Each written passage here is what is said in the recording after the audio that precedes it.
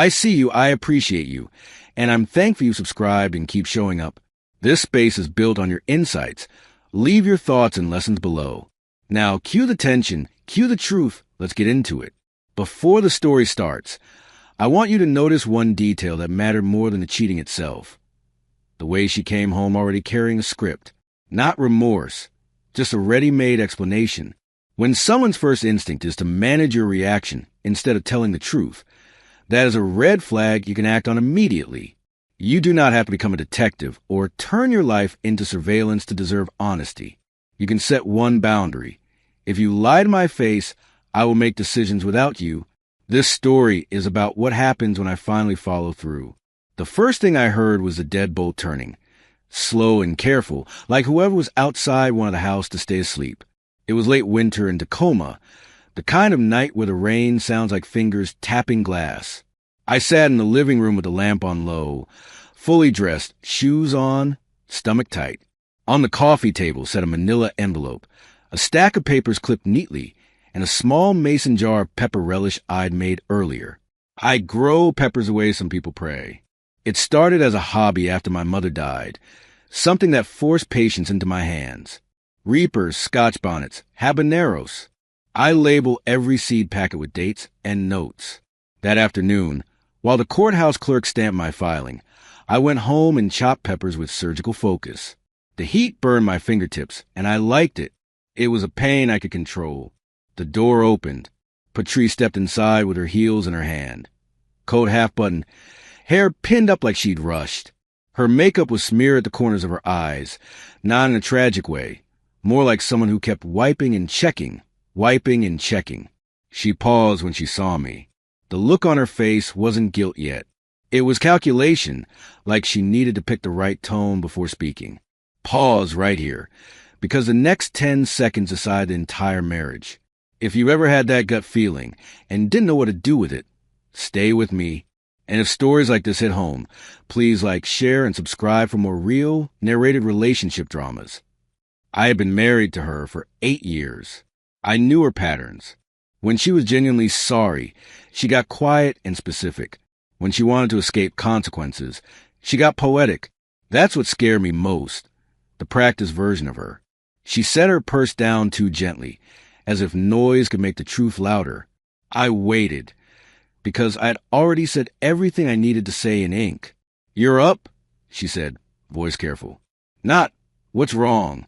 Not, "I'm sorry." Just a test question, like she was tapping a wall for hollow spots. I nodded toward the coffee table. The papers were there in a fan, the top sheet showing the county seal. Beside them, my wedding ring sat like a coin I'd stopped believing in. Patrice's eyes dropped, then snapped up to my face. "What is this?" she asked, though she already knew. She walked 2 steps closer and stopped, like the air around the table might bite. I kept my voice even. "It's what happens when you keep making me feel foolish in my own house." My calm made her blink. Anger, she could handle it. Tears, she could spin. Comment, I was finished. She tried the simplest lie first. I was with my cousin. Her tone carried that familiar expectation. I'm supposed to accept the first answer because I love you. I didn't move. "Which cousin?" I asked. Patrice hesitated half a second too long. "Danielle." I picked up my phone and slid it across the table. Screen lit. A timeline of locations I had printed and saved, not just stared at. I didn't enjoy how her shoulders stiffened. I didn't enjoy any of it. But I watched her face change in stages. Confusion, then recognition, then a tight kind of anger that always showed up when she realized the room wasn't hers anymore. "You tracked me," she whispered. Like that was a sin. Not the night she didn't come home. Not the stories stacked on stories. "I verified," I said, "after I asked you straight up, and you looked at me like I was insulting you." Patrice's mouth opened, closed. She stared at the screen, then at the papers. A car passed outside, tires hissing through water. Inside, it felt like the house had stopped breathing. She set the phone down with a shaking hand, then folded her arms as if posture could protect her. "This is insane," she said, but her voice lacked conviction. I nodded once, because I wasn't going to argue about adjectives. On the side table, My overnight bag leaned against the wall. Next to it, a shoebox with my father's handwriting on the lid. I hadn't opened it in months, but I'd carried it from room to room like a small weight I needed to feel. Patrice noticed the box and frowned like she recognized his trouble. My father taught history at a community college in Birmingham before he moved west.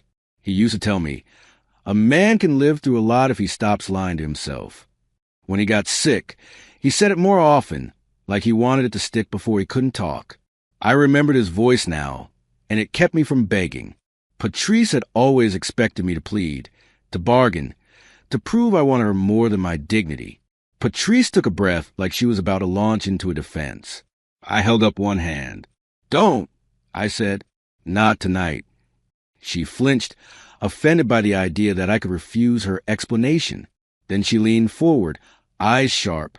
So you were just sitting here with divorce papers and peppers?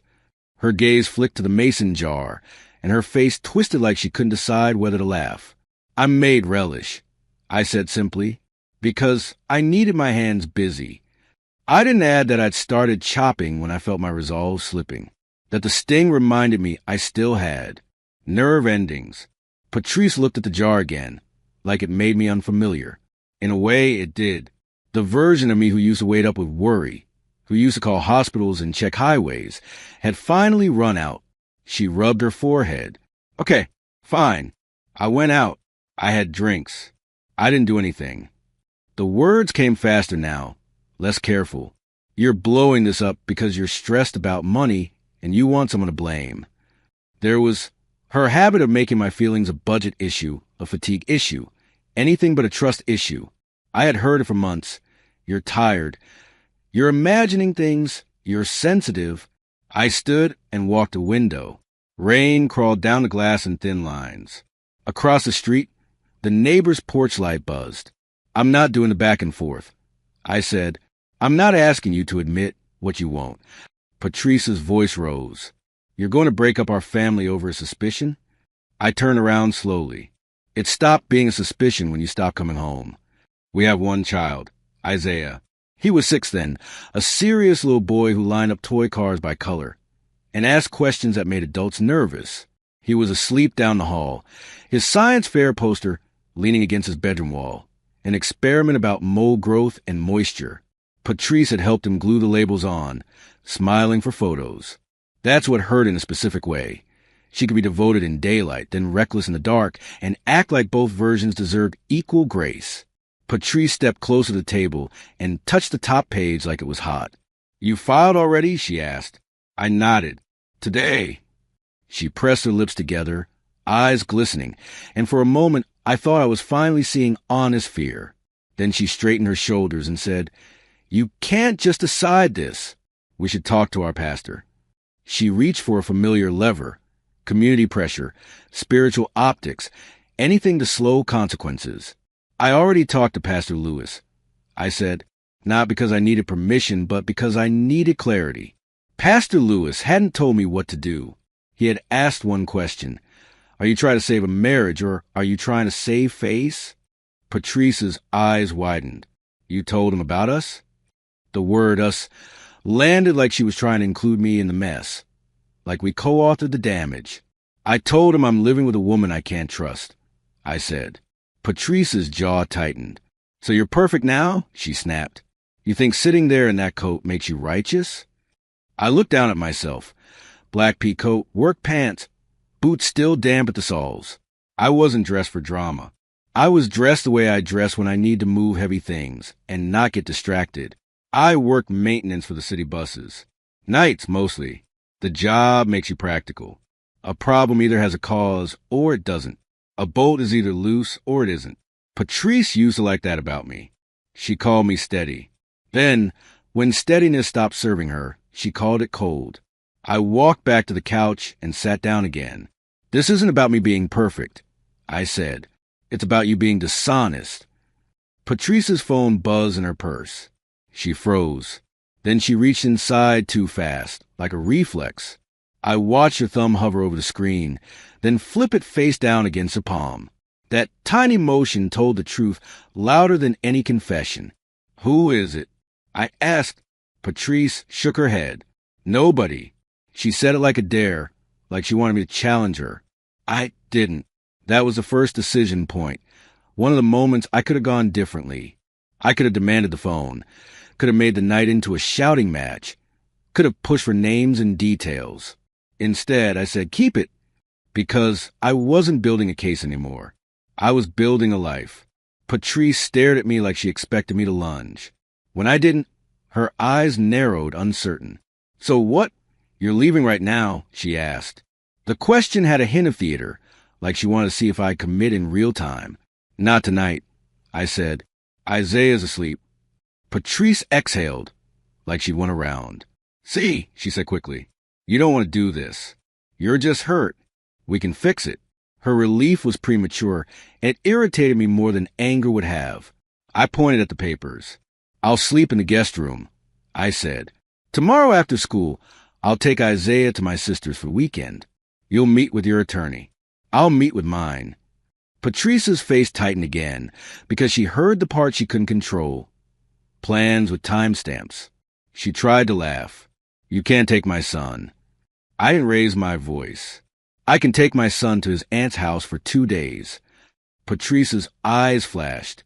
So you're punishing me, she said. You're using him. I swallowed hard. That accusation was her favorite weapon, because it made me defend my love for Isaiah instead of holding her accountable. I made another choice right there.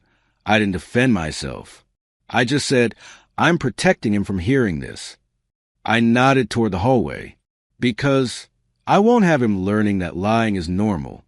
Patrice walked in a tight circle, fingers in her hair, then stopped and stared at the jar of relish again. You sat here making peppers while you waited to ambush me, she said, voice rising. That's sick. I lifted the jar and turned it in my hands. This, I said, is what I do when I don't want to break things. Patrice's eyes watered. She looked away fast, like she hated that line because it sounded too true. I think that was the first time she understood the kind of restraint I'd been living with. Not just sexual restraint or moral restraint. Emotional restraint. The kind that keeps you from turning grief into violence. The kind that keeps you from driving to the wrong place at the wrong hour. I had been choosing control for months. I'd been choosing not to explode, because explosions make you the villain in someone else's story. Patrice's voice went quieter. Is there someone else? She asked. A classic deflection, but also a glimpse of her fear, that I might replace her the way she'd risked replacing me. No, I said. I'm too tired for that. She squinted like she didn't believe me. I added, I wanted my wife. I didn't want a new person. I wanted you to stop disappearing. She sat on the armchair and pressed her knuckles to her mouth, breathing through them. I felt lonely, she said. You work nights. You come home smelling like oil and metal. You don't talk. I nodded slowly. Some of that was true. My father's death had pulled my voice inward. My job kept my body moving, but my mind stayed stuck in a hospital room. Patrice had asked for more from me, and I had given less. I owned that silently, because ownership wasn't surrendered. Lonely is a feeling, I said. Cheating is an action. Patrice's eyes filled, and she made a sound like she was about to argue, then stopped. For the first time, she looked small, not in a helpless way, but in a human way. I didn't plan it, she whispered. It just happened. I didn't correct her. I let the silence make its own judgment. A week earlier, I'd sat in a booth at a diner off Pacific Avenue with my coworker, Darnell, eating eggs I couldn't taste. Darnell isn't nosy, but he notices everything. He'd said, You look like you're carrying a secret. I told him, I think my wife is lying to me. He didn't tell me to be a man or check her. He just asked, what you need to feel safe. That question changed how I moved. I needed certainty, yes, but I also needed self-respect. I needed to know I wouldn't keep swallowing my instincts just to keep peace. So I gathered facts quietly. I reviewed bank statements. I checked the mileage on the car and compared it to her stories. I asked myself hard questions. Was I willing to be wrong? Was I willing to end things even if she begged? Patrice wiped her cheeks. You're going to throw away 8 years, she said. Over mistakes. The plural made my stomach flip. Mistakes. I repeated, tasting the word. I leaned forward. If you hit a parked car once, that's a mistake. If you hit it 8 times and keep driving back to the same spot, that's a choice. Patrice flinched. She stared at the floor. How many? She asked quietly. I didn't answer. Not because I didn't know, but because numbers could become a negotiation. Enough? I said. Patrice nodded like she was trying to swallow something sharp. Her phone buzzed again. This time, she didn't reach for it immediately. Instead, she stared at her purse like it was rattling with guilt. I nodded toward it. Answer it, I said. Or don't. But either way, this is happening. She pulled the phone out with trembling fingers and looked at the screen. Her face tightened. She declined. Then she whispered, It's Calvin. The name dropped into the room and stayed there. Calvin, not a stranger, not a faceless coworker, a name with edges. Patrice's eyes darted to me, measuring how hard it landed. I felt something cold move through my chest. Not anger, confirmation. From your job. I asked. Patrice nodded. She works in event planning for a hotel by the waterfront, coordinating conferences and weddings. She's organized, charming, and good with details. It made perfect sense in a bitter way that she could manage 2 lives without missing a calendar reminder. How long? I asked. Patrice shook her head fast, tears spilling again. Please don't make me do this, she said. That was the second decision point. I could have demanded the timeline, could have pressed until she described everything, could have asked questions that would replay in my head forever. Instead, I said, I won't interrogate you. Patrice looked up, startled. I continued, because I know what my mind does with images. I won't feed it. She sobbed once, loud, like that boundary hurt her more than any insult. At 3 a.m, Isaiah's bedroom door creaked. I stood instantly and moved toward the hallway. Patrice froze, eyes wide. Isaiah stood there in superhero pajama pants, rubbing his face, hair mashed on one side. He squinted at us. Why are you both awake? He asked, voice thick with sleep. The sight of him snapped something in Patrice. She forced a smile that didn't reach her eyes. Go back to bed, baby. Isaiah looked at the papers on the table anyway. Because he's curious and stubborn, he walked 2 steps forward and stopped. Is that a test? He asked, pointing at the stack. I crouched down beside him. No, I said softly. It's grown-up paperwork. He blinked. Are you mad at Mom? He asked. Patrice's throat bobbed. I took a slow breath. I'm upset, I said, but you're safe. You go back to bed. Isaiah frowned like he didn't like vague answers. Then he noticed a mason jar. Is that the hot stuff? He asked. I nodded. The very hot stuff, I said. His eyes lit a little, proud. You promised to bring it to Uncle Reggie's fish fry, he whispered. My sister hosts a Sunday fish fry even in winter, in her garage with space heaters and gospel music. Isaiah thinks it's a holiday. We still will, I told him.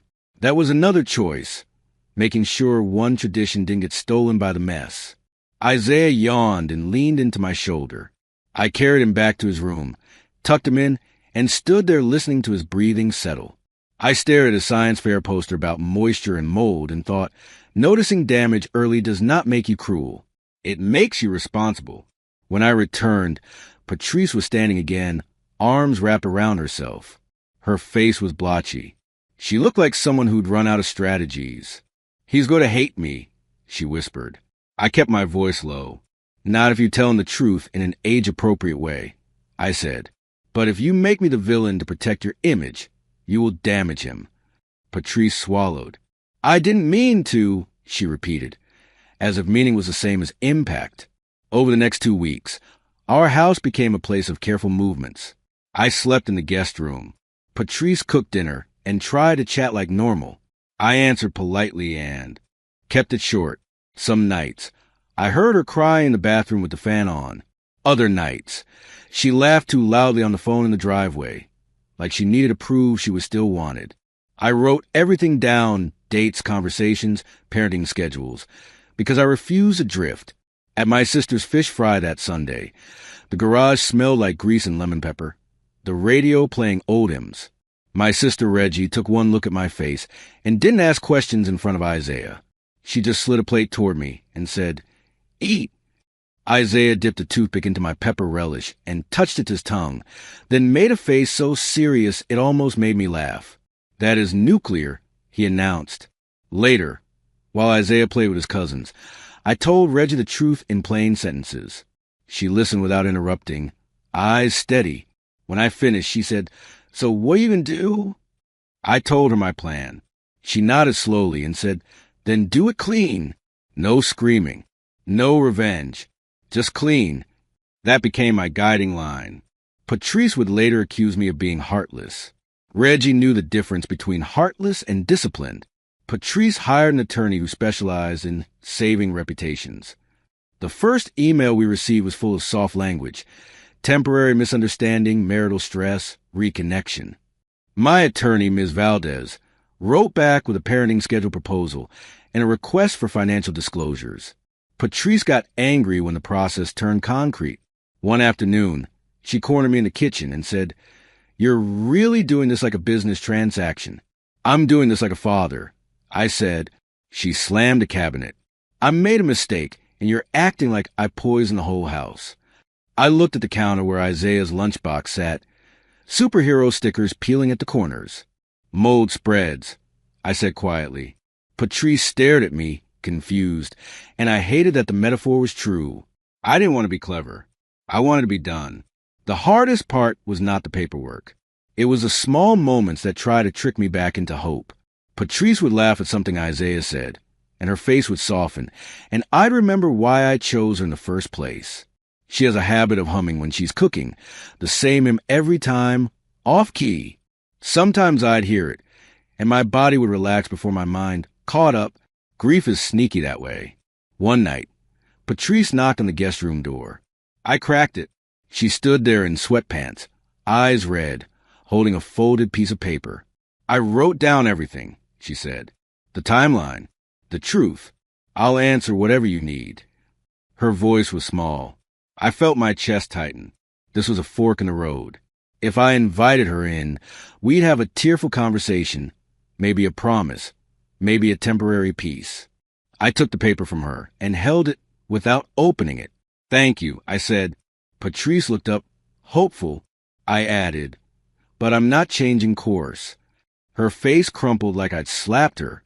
"So it doesn't matter what I do now," she said, bitter. I shook my head. "It matters for Isaiah." I said, "It matters who you become after this. But it doesn't undo what you chose when you thought I'd never know." The next morning, Isaiah asked why Mom looked sad all the time. We were in the car, parked outside of school, frost still on the grass. I stared at the steering wheel for a second, then said, "Mom and Dad are having a serious problem. We're going to live in 2 homes, but we both love you." Isaiah frowned. "Did someone break a promise?" he asked. His question landed like a stone because it was so direct. I nodded. "Yes," I said. "A big promise." Isaiah stared out the window. "Can promises be fixed?" he asked. I swallowed. "Sometimes," I said carefully, "but sometimes the best way to stay safe is to change the plan." Isaiah didn't cry. He just got very quiet, like he was filing the information away the way he files his toy cars, by type, by color, by what can be trusted to stay where it belongs. In mediation, Patrice tried to paint me as controlling. "He monitors," she said. "He's cold. He's punishing me." I kept my voice steady and said, "I'm requesting a predictable schedule and respectful communication." Patrice's attorney pushed for reconciliation counseling as a delay tactic. I refused, not because counseling is useless, but because Patrice wanted it as a shield, not a tool. I'd asked for honesty before. She'd offered performance. The court didn't care about our feelings. It cared about stability. My work schedule, my family support, Isaiah's school routine. Patrice's hotel job required late hours and last-minute travel. None of that made her a bad mother, but it made custody negotiations real. Patrice started showing up early to pickups, bringing snacks, trying to demonstrate devotion.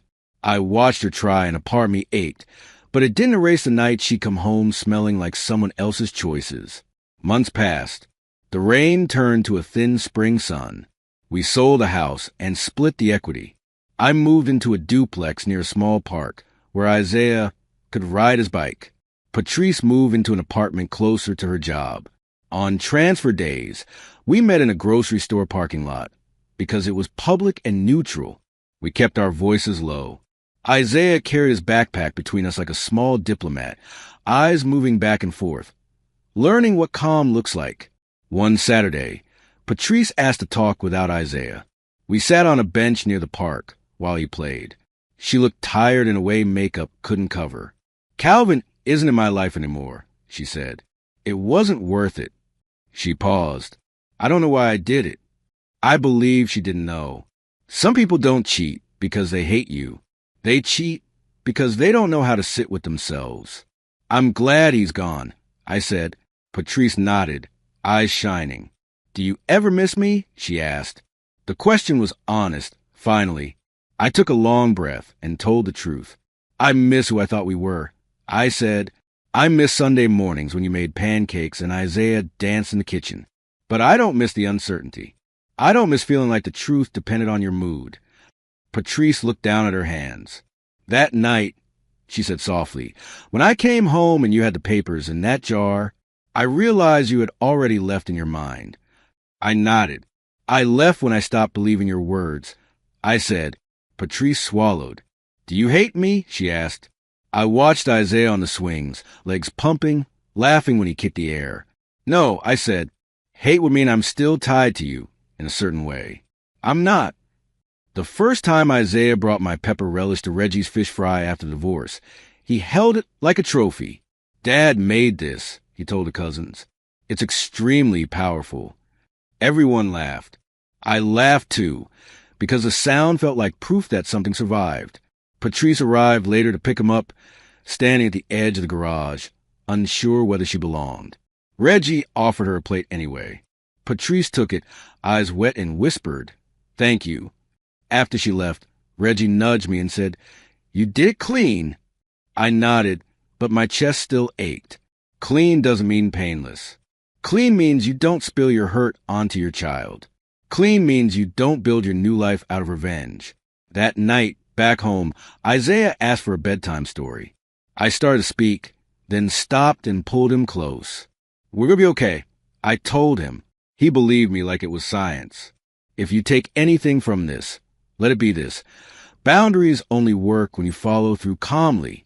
The night Patrice walked in with a ready-made lie, the temptation was to explode or investigate until I bled. Instead, I chose structure, sleeping arrangements, custody routines, a public parking lot exchange, because kids need predictability more than they need perfection. And that jar of pepper relish mattered. 2. It reminded me I could put my energy somewhere real instead of chasing someone else's deception. Consequences don't have to be dramatic to be permanent. If you caught the small details, the jar, the parking lot handoffs, the "did someone break a promise" question, comment clean break, so I know you really watched it. Then share and subscribe for more stories like this, because the next one starts with a lie that looks even more harmless. The end.